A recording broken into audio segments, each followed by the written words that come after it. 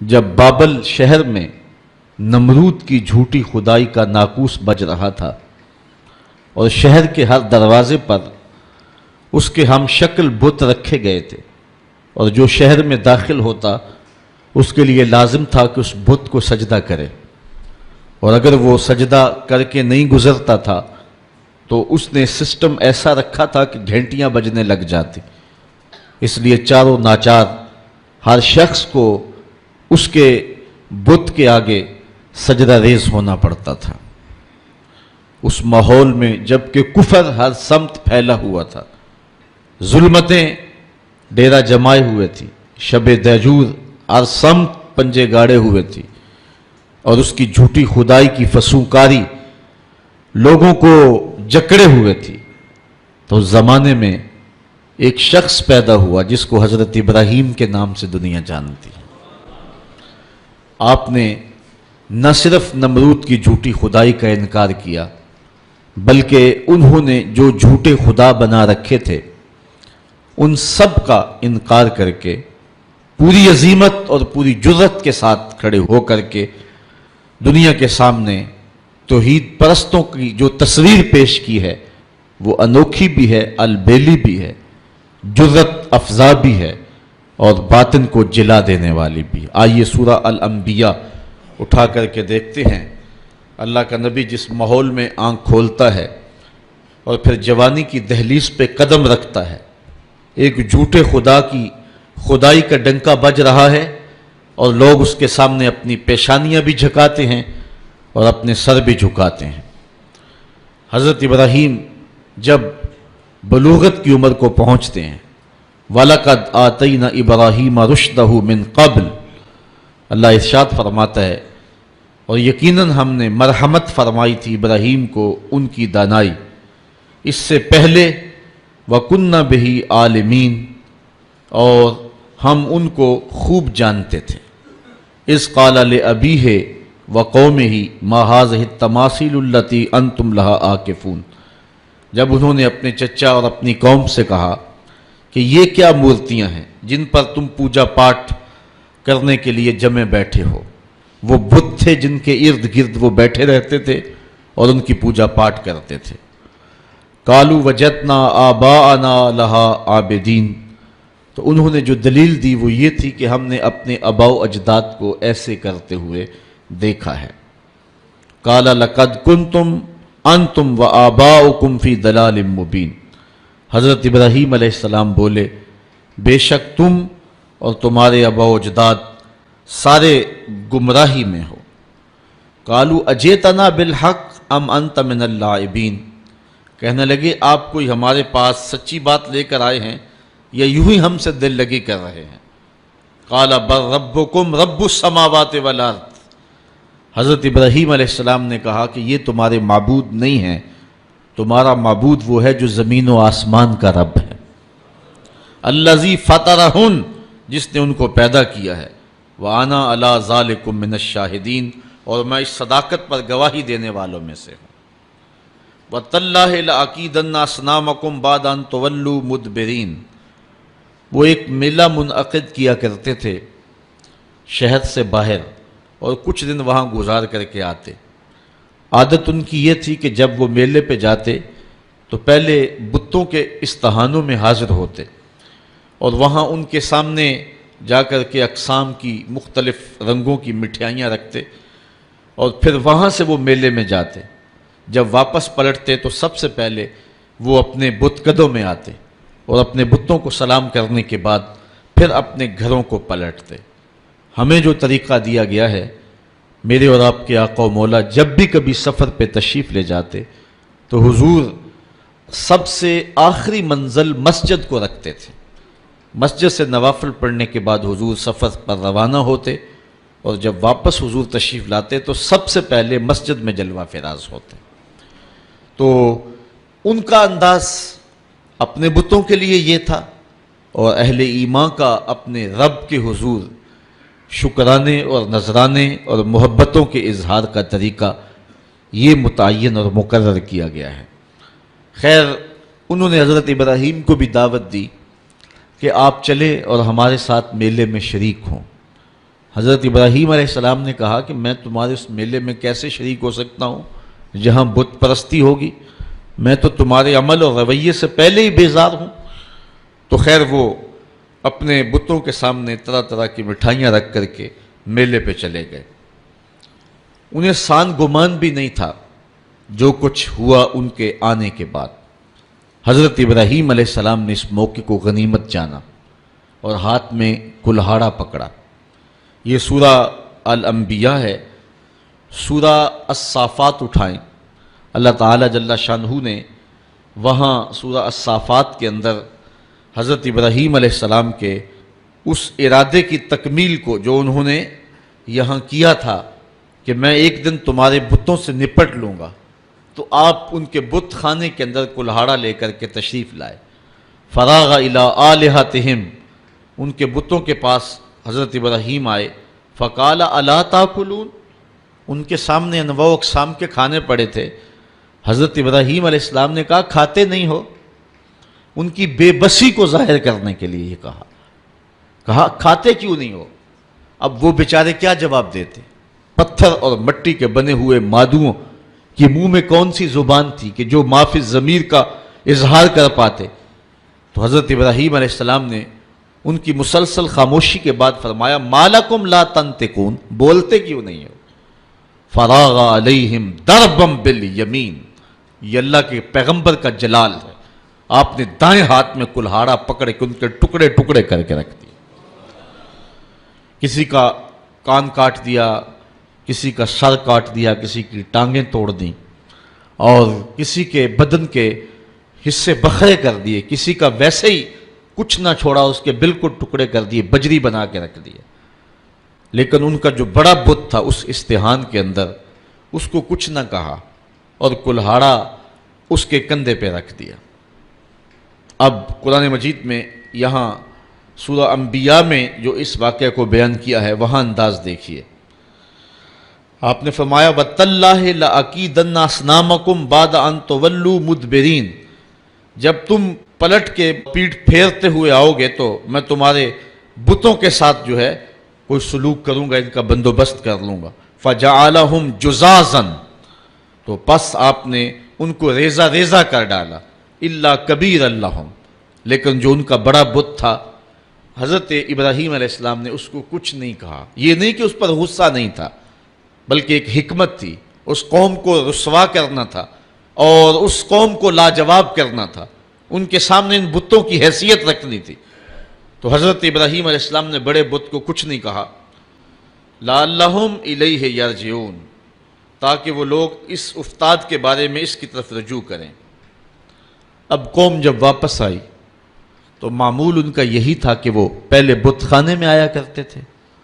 جب وہ بت خانے میں داخل ہوئے تو عجیب تماشا دیکھا کہ جن بتوں سے وہ مرادیں مانگا کرتے تھے، جن سے بارش کی دعائیں کیا کرتے تھے، اور جن کے ساتھ ان کی حکومت، سیاست، ان کا معاش، ان کی معاشرت وابستہ تھی، ان کے حصے بکھرے پڑے ہوئے دیکھے اور ان کی ٹانگیں ٹوٹی ہوئی دیکھی تو بہت پریشان ہوئے۔ قالوا من فعل هذا بآلهتنا انه لمن الظالمین، کہنے لگے ہمارے ان خداؤں کے ساتھ یہ سلوک کس نے کیا ہے؟ جس نے یہ کام کیا ہے وہ ظالموں میں سے ہے۔ غصے سے پیچ و تاب کھانے لگے کہ برا حال ہوا ہے، دھڑن تختہ کر کے رکھ دیا اور ان کے جسم کے ٹکڑے بکھرے ہیں بت خانے کے اندر، مٹھائیاں بکھری ہوئی ہیں، پلیٹیں بکھری ہوئی ہیں۔ تو کہنے لگے یہ کسی نے بہت برا کیا، سخت ظلم کیا، زیادتی کی ہے۔ قالوا سمعنا فتى يذكرهم يقال له ابراہیم، کہنے لگے چند آدمیوں نے ان لوگوں میں سے کہا ایک نوجوان کو سنا ہے جو ان بتوں کا ذکر برائی سے کرتا ہے، اس کا نام ابراہیم، ورنہ اس بھرے ماحول میں ان بتوں کے ساتھ یہ سلوک بھلا کون کر سکتا ہے؟ ان بتوں کی ہیبت سے سارے خائف ہیں۔ ایک بندہ ہے اس پورے معاشرے کے اندر جو جرأت کے ساتھ ان بتوں کے خلاف بولتا ہے، اس کو ابراہیم کہتے ہیں، یہ سب کچھ اسی کا کیا دھرا ہوگا۔ قالوا فاتوا بہ علی اعین الناس لعلہم یشہدون، کہنے لگے پھر پکڑ کر لاؤ اسے سب لوگوں کے سامنے لوگوں کے روبرو وہ اس کے متعلق کوئی شہادت دیں. جن لوگوں نے اس شخص کو، ابراہیم کو، ان بتوں کی برائی بولتے ہوئے دیکھا ہے، وہ کہیں کہ واقعی یہ بتوں کا مخالف ہے، اور یہ الزام ہم اس پہ لگائیں کہ اس نے یہ کیا ہوا ہوگا، اور پھر اس کو سزا دیں. حضرت ابراہیم علیہ السلام لے آئے گئے اور ان کو پکڑ کر کے، گرفتار کر کے جو ہے وہ بادشاہ کے دربار میں حاضر کر دیا گیا. آیان سلطنت بھی بیٹھے ہیں، وزراء بھی بیٹھے ہیں، مشیر بھی بیٹھے ہیں، خود نمرود بھی بیٹھا ہے، پجاری بھی، اور ان استہانوں کے اور ان بت خانوں کے پروہت بھی بیٹھے ہوئے ہیں، منتیں ماننے والے، دعائیں مانگنے والے، ان کو اپنا معبود سمجھنے والے، اپنی پیشانی ان کے چرنوں میں رکھنے والے سارے بیٹھے ہیں اور اپنے بتوں کی بدحالی پہ پیچ و تاب کھا رہے ہیں. سارا غصہ حضرت ابراہیم پر آیا، اور حضرت ابراہیم علیہ السلام کو بلا کر کے لوگوں کے سامنے نمرود اپنی پوری تمکنت کے ساتھ، پورے رعب اور شاہی جلال کے ساتھ، اور پورے غرور اور دبدبے کے ساتھ اس مجلس میں موجود ہے. ہزاروں کا یہ اجتماع ہے، اللہ کی توحید کا ایک واحد پرستار. حضرت ابراہیم اس ماحول میں ان کو پکڑ کے لایا جاتا ہے.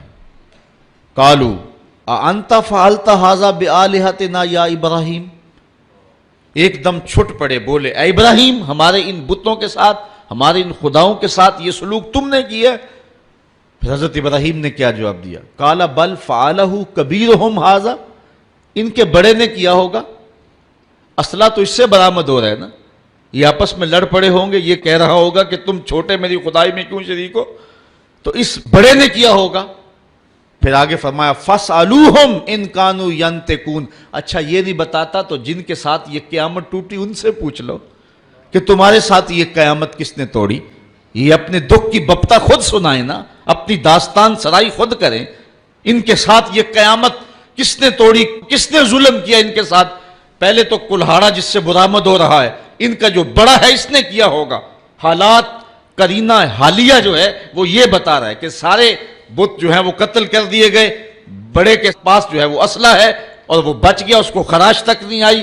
یقیناً ان کی آپس میں کوئی لڑائی ہو گئی ہوگی، اس بڑے نے چھوٹوں پہ حملہ کر دیا اور ان کے ٹکڑے ٹکڑے کر کے رکھ دیے اور خود سلامت رہا، تو اس نے کیا ہوگا.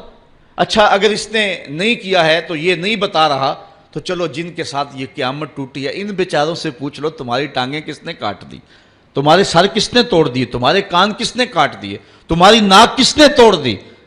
حضرت ابراہیم علیہ السلام کے لفظوں کی کاٹ کلہاڑے کی کاٹ سے بھی زیادہ تھی.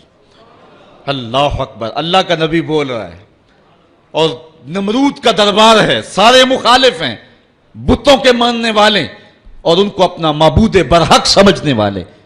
ایک جوان اللہ کی توحید کا واحد پرستار میدان عمل میں کھڑا ہے.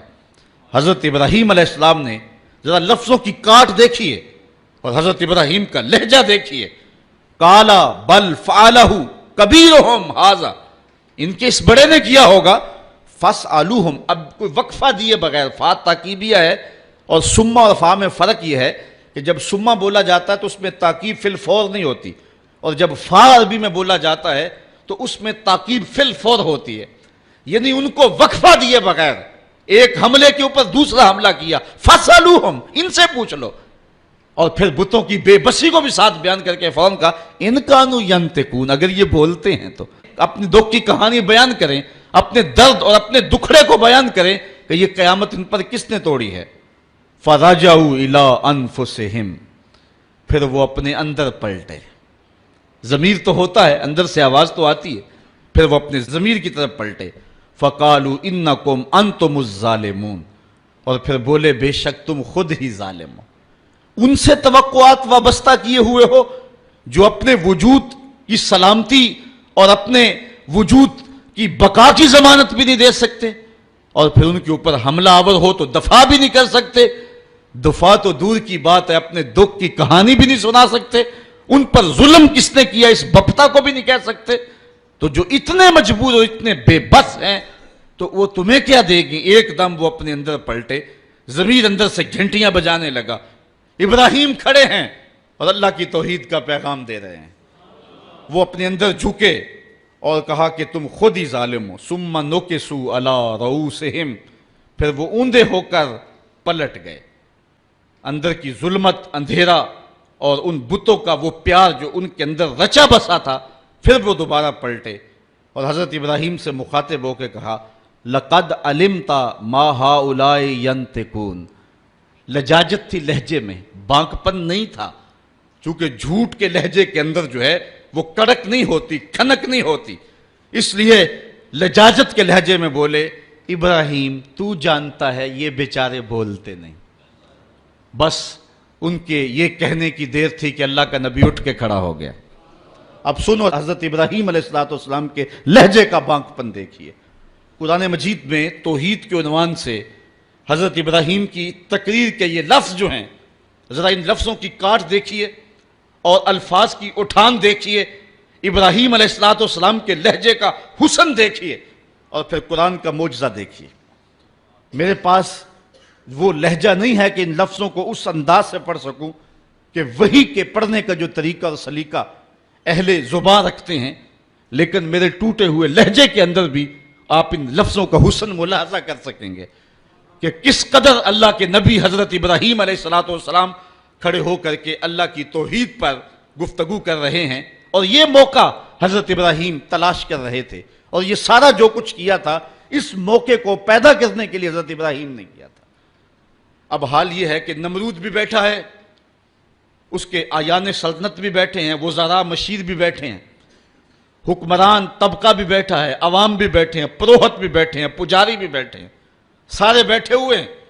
اور حضرت ابراہیم علیہ السلام جب حجت پوری کر لی اور ان کو کہا ان سے پوچھ لو، بڑے نے کیا ہوگا، اچھا یہ بولتے ہیں تو ان سے سوال کر لو، تو وہ اپنے ضمیر کی طرف لوٹے اور پھر پلٹ آئے دوبارہ گمراہی کی طرف.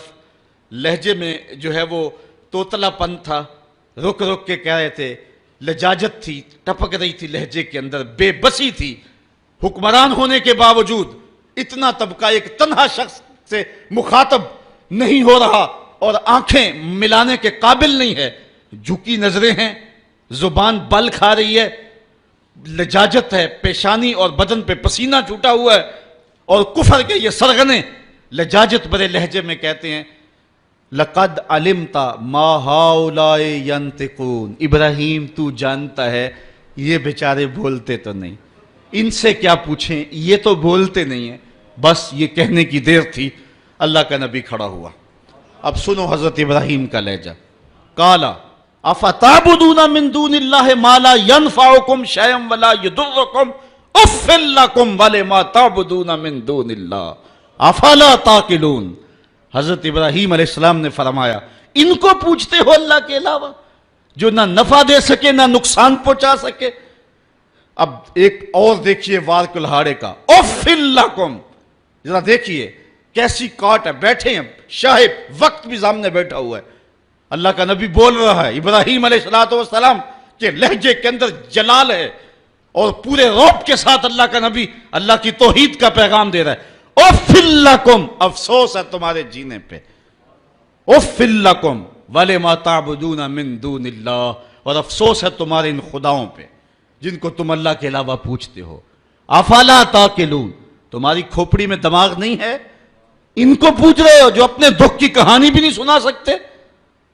اب جب دلیل سے بات نہ ہو سکے اور جب کسی کے لفظوں کی کاٹ نہ کی جا سکے تو جو طاقتور لوگ ہوتے ہیں ان کا لہجہ دوسرا ہوتا ہے. جلا دو، ٹکڑے کر دو، مار دو، بوٹیاں نوچ لو.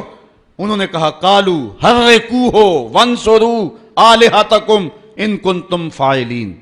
آپس میں بولے اس کی زبان تو روکی نہیں جا سکتی، اس کے لہجے کا جواب تو دیا نہیں جا سکتا، اپنے بتوں کا دفاع تو ہو نہیں سکتا. ہمارے اس معاشرے میں یہ ایک شخص کھڑا ہو گیا اور ہمارے بتوں کے خلاف بول رہا ہے، اب اس کا جواب تو تم دے نہیں سکتے، اس طرح کرو کہ اس کو جلا کے راکھ کر دو. آج جو ٹیری جونز نے امریکہ کے اندر کتاب رحمت کے ایک نسخے کو جلانے کا اعلان کیا ہے، یہ اپنی شکست کا اعلان کیا ہے. قرآن کی صداقت کے آگے بول نہیں سکا ہے. قرآن کا یہ نعرہ، اگر اس کتاب رحمت میں تمہیں شک ہے تو اس کی مثل ایک صورت ہی لا کے دکھاؤ. یہ قرآن کا چیلنج آج بھی موجود ہے. بیروت میں، شام میں، فلسطین میں، مصر میں اور اسرائیل کے اندر کتنے یہودی ہیں جو بائی برتھ عربی ہیں، اور وہ عربی کو اچھی طرح سے جانتے ہیں. یہ چیلنج ان کو دیا گیا ہے، لاؤ نا قرآن کی مثل ایک صورت.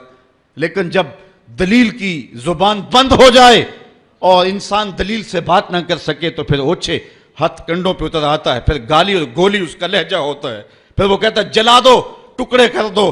تو حضرت ابراہیم علیہ السلام کے لیے انہوں نے صاحب نے مل کر کے یہ فتویٰ دیا، قالوا حرقوہ وانصروا آلہتکم، اس کو جلا دو اور اپنے معبودوں کو بچا لو، ان کنتم فاعلین، اگر تم کچھ کر سکتے ہو تو یہی راستہ تمہارے پاس رہ گیا ہے. اگر اپنے خداؤں کا دفاع کرنا ہے تو پھر اس کی زبان بند کرنے کے لیے یہی طریقہ ہے کہ اس کو آگ میں جلا دیا جائے. اب آگ کا آلاؤ روشن کر دیا گیا. حضرت ابراہیم کو تلوار کی ایک ضرب سے بھی کاٹنے کا اہتمام کیا جا سکتا تھا، لیکن رنگ کوئی اور تھے اور رب کو کچھ اور منظور تھا. ایک چخا تیار کی گئی اور مفسرین لکھتے ہیں کہ اتنی بڑی تھی کہ اگر اوپر سے فضا سے کوئی پرندہ گزرتا اور اس سے اٹھنے والی گرمی اور حرارت اور حدت سے وہ جل بن کر کے کباب بن کر کے نیچے جو ہے وہ گر جاتا. اب جب چخا جلالی روشن کر لی، اب ابراہیم علیہ السلام گرفتار ہیں اور ان کو پکڑ کے آگ میں ڈالیں تو کیسے ڈالیں، قریب تو جایا نہیں جاتا. ایک منجنیق تیار کی، اس کے ایک پلڑے میں حضرت ابراہیم علیہ السلام کو بٹھایا، ان کے بدن پہ رسیاں جو ہے وہ باندھی اور ان کو جکڑ کر کے اس منجیق میں رکھا کہ اس کو گھما کر کے اس آگ میں ڈال دیں گے. جب منجیق کو گھمایا جانے لگا، کارکنان قضاء و قدر میں کوہرام مچ گیا. مالک اس دھرتی پہ تیرا ایک ہی تو پرستار ہے، تیرا ایک ہی تو پوجنے والا ہے، اگر یہ بھی نہ رہا تو پھر تیری توحید کا اعلان کون کرے گا. لیکن فطرت مسکرا کے کچھ اور کہہ رہی تھی، فانوس بن کے جس کی حفاظت ہوا کرے، وہ شمع کیا بجھے جسے روشن خدا کرے. حضرت ابراہیم علیہ السلام اس منجیق میں ڈال لیے گئے. ذرا دیکھیے توحید پرست کا لہجہ، جس دھج سے کوئی مقتل میں گیا وہ شان سلامت رہتی ہے، اس جان کی کچھ پرواہ ہی نہیں، یہ جان تو آنی جانی ہے.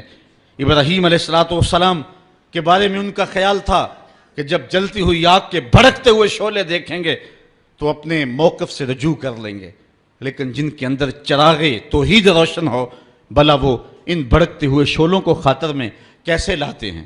حضرت ابراہیم علیہ السلام چرخی میں بیٹھے اور جب اس چرخی کو گھمایا گیا حضرت جبریل امین حاضر ہو گئے. عرض کہی، اے ابراہیم، میں اللہ کے ہاں قرب خاص رکھتا ہوں اور میرا آنا جانا سدرہ تک ہے، اگر اللہ سے کچھ کہنا ہے تو مجھے کہیے، میں اللہ کی بارگاہ میں عرض کر دیتا ہوں. تو حضرت سیدنا ابراہیم علیہ السلام بولے کہ اے جبریل، تیری مہربانی پیشکش کی، مجھے تیرے سے کوئی حاجت نہیں ہے.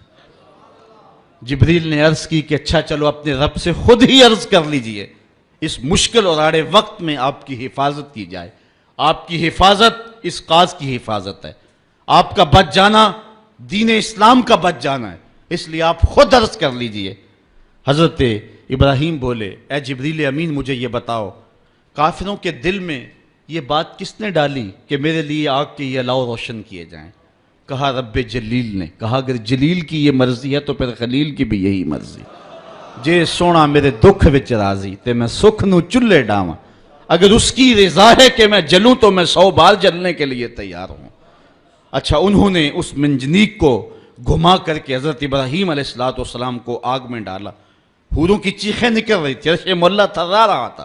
کارکنان قضاء و قدر پریشان تھے کہ دھرتی پر ایک ہی رب کی توحید کا متوالا اور اس کو بھڑکتی ہوئی آگ کے شعلوں پہ ڈالا جا رہا ہے. لیکن قدرت نے جو دکھلانا تھا وہ کچھ اور تھا. جب حضرت ابراہیم کو گھما کر کے آگ میں ڈال دیا گیا، ادھر حضرت ابراہیم آگ میں پہنچے، ادھر آگ کو رب کا سندیسہ پہنچا. قلنا یا نارو کونی بردم و سلامن علی ابراہیم. ہم نے آگ سے کہا، اے آگ ٹھنڈی ہو جا، اتنی ٹھنڈی بھی نہ کہ میرے خلیل کو سردی لگ جائے، ٹھنڈی بھی سلامتی کی ہونا، میرے ابراہیم پہ ٹھنڈی ہو جا. حضرت ابراہیم علیہ السلام اس آگ میں آ گئے. باہر تو بھڑکتے ہوئے شعلے تھے، اندر جنت کی ہوائیں چل رہی تھی. ایک دن نہیں، 2 دن نہیں، 40 دن تک اللہ کا خلیل اس آگ میں رہا ہے. 40 دن تک حضرت خلیل اللہ اس آگ کے اندر رہے. اندر گلزار بنا ہوا تھا، جنت کا ماحول تھا، فردوس کی جو ہے وہ بہاریں تھیں، اور باہر آگ جل رہی تھی. باہر کوئی جاتا تو وہ دور سے بھاگ آتا. اب ان کا تو خیال تھا کہ راکھ بھی نہیں بچی ہوگی، لیکن آگ کے جب شعلے سرد ہوئے اور جب کوئلے بجھے تو حضرت ابراہیم کوئلوں پہ چلتے ہوئے یوں آ رہے ہیں جس طرح کوئی نازنین پھولوں پہ چلتا ہوا آتا ہے. حضرت ابراہیم علیہ السلام سے پوچھا گیا زندگی کے بہترین لمحے کون سے گزرے ہیں؟ کہا وہی لمحے جو نار نمرود کے اندر گزار کے آیا ہوں.